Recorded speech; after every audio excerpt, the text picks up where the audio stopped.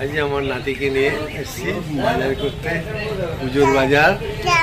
নাতি তো আমাকে নাজেহাল করে দিচ্ছে, পাগলা করে দিল।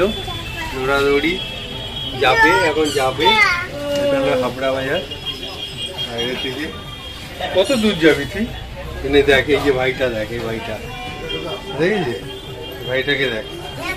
এই চল, এখন কেন উঠবি কেন? কোথায় যাবি, কোথায় যাবি? আমরা তো বাইরে যাবো না, আমরা তো বাইরে যাবো না। বাইরে বাইরে যেতে নেই, বকা দিচ্ছে, দেখেছি বকা দিবি, বকা দিচ্ছে। বাইরে যায় না, বাইরে যেতে না বলছে, দেখেছিস তো? বাইরে যায় না, কিন্তু বাইরে গেলে কিন্তু হেভি বকা দেবে তোমাকে।